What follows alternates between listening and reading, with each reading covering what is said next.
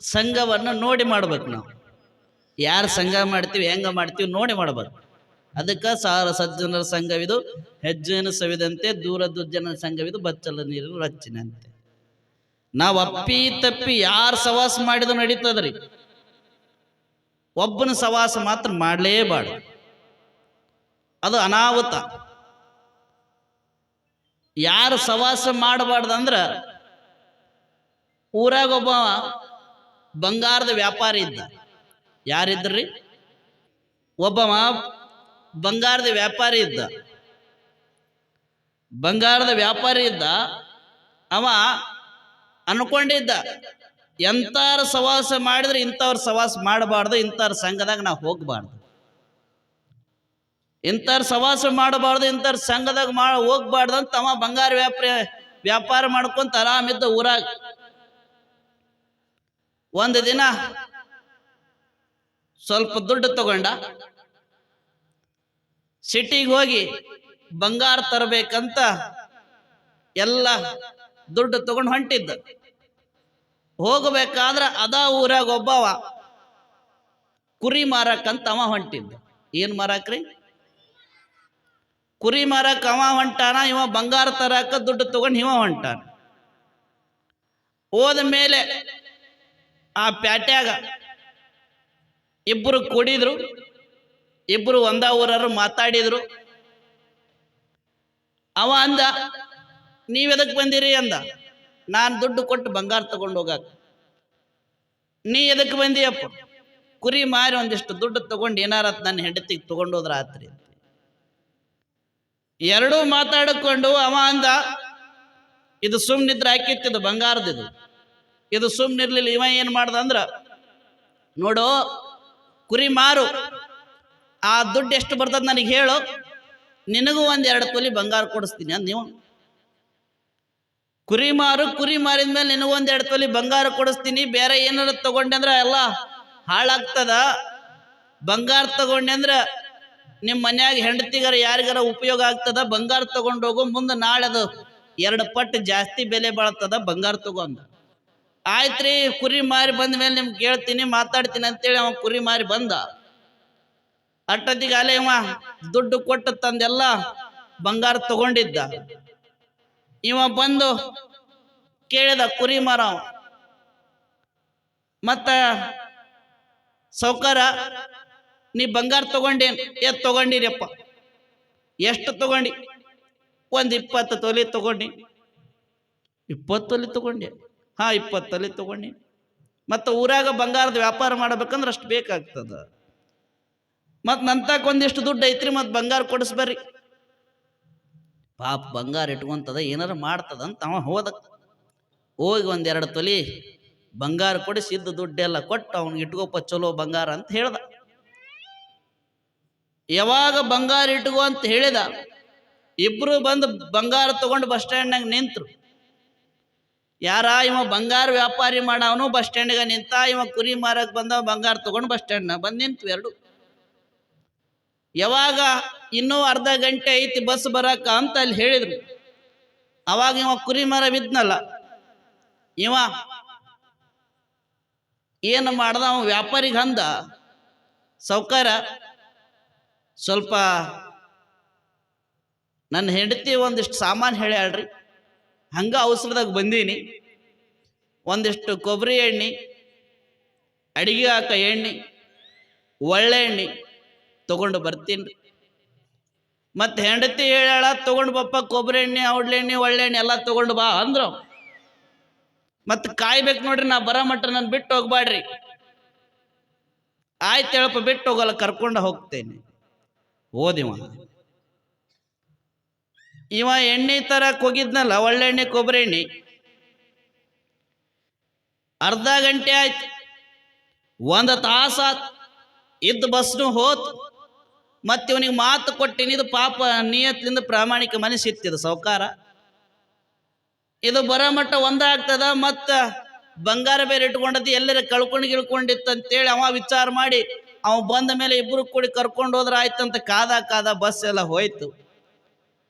ಇವ ಕೊಬ್ಬರಿ ಎಣ್ಣೆ ತರಕ, ಒಳ್ಳೆಣ್ಣೆ ತರಕ ಹೆಂಡತಿ ಹೇಳಂತ ಹೋದವ.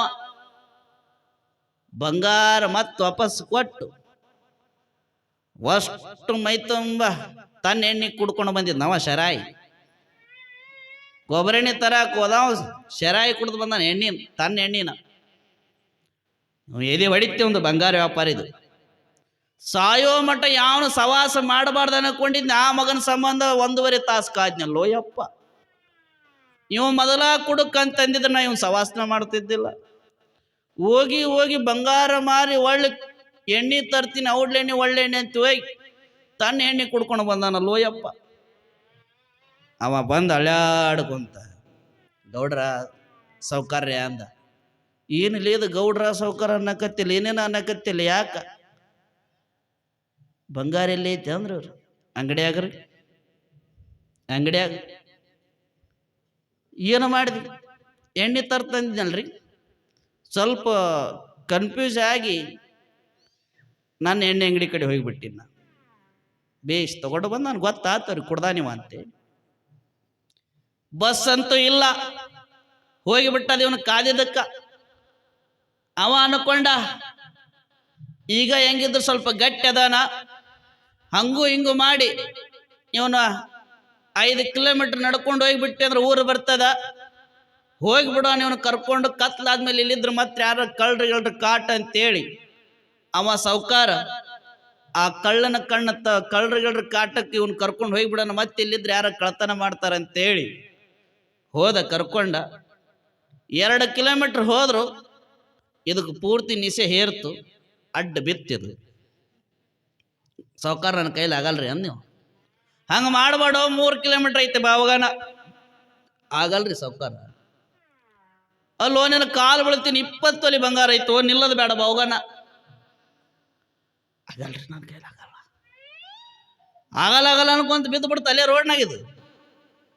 ಇವ ಹಿಂದೆ ನೋಡ್ತಾನ 2 ಕಿಲೋಮೀಟರ್ ನಡ್ಕೊಂಡು ಬಂದಾನ, ಮುಂದೆ ನೋಡ್ತಾನ 3 ಕಿಲೋಮೀಟರ್ ಐತಿ. ಅದ್ರಾಗ ಬೇರೆ ನಿನ್ನೆ ಪೇಪರ್ನಾಗ ಓದಿದ್ದ ನಮ್ಮೂರಾಗ ಕಳ್ರ ಹಾವಳಿ ಭಾಳ ಆಗೈತಿ ಅಂತ. 20 ತೊಲಿ ಬಂಗಾರ ಇಟ್ಕೊಂಡು ನಾ ಒಬ್ಬನ ಹೋದ್ನಿ ಅಂದ್ರೆ ಅವ್ರು 4-5 ಮಂದಿ ಇದ್ದು ನನ್ನ ಬಡದ ಬಾಯಿಗೆ ಹಾಕ್ಕೊಂಡು ಬಂಗಾರ ತಗೊಂಡು ಈಗೊಂಡು ಹೋಗ್ಯಾರ ಅಂತೇಳಿ ಇದು ಮಲ್ಕೊಂಡದ. ಹೆಂಗಾರ ಮಾಡಿ ಇವತ್ತೊಂದಿನ ಇಲ್ಲಿ ಎಲ್ಲಾರ ಕುತ್ಕೊಂಡು ಬೆಳಿಗ್ಗೆ ಹೋದ್ರಾಯ್ತಂತೇಳಿ ಅವ ಗಿಡ ಹತ್ತಿ ಕುಂತ ಸೌಕಾರ. ಕೆಳಗೆ ಮಕ್ಕೊಂಡೆ ಅಂದ್ರೆ ಕೆಳಗೆ ಯಾವನಾರು ಕಳ್ಳು ಬಂದ ನನ್ನ ಬಂಗಾರ ತಗೊಂಡು ಹೋಗ್ಕನಂತ ಗಿಡ ಹತ್ತಿ ಕೂತ ಸೌಕಾರ. ರಾತ್ರಿ 1 ಗಂಟೆ 2 ಗಂಟೆ ಆಗಿತ್ತು. ಒಂದು 4 ಮಂದಿ ಆ ರೋಡ್ನಾಗ ಬಂದ್ರು ಕತ್ಲದಾಗ. ಇವಾಗ ಸೌಕಾರಕ್ಕೆ ಕಾಣ್ರು ಅವ್ರು 4 ಮಂದಿ ಬರೋದು. ಇವ ಉಸುರು ಗಪ್ ಹಿಡ್ಕೊಂಡು ಕುಂತ.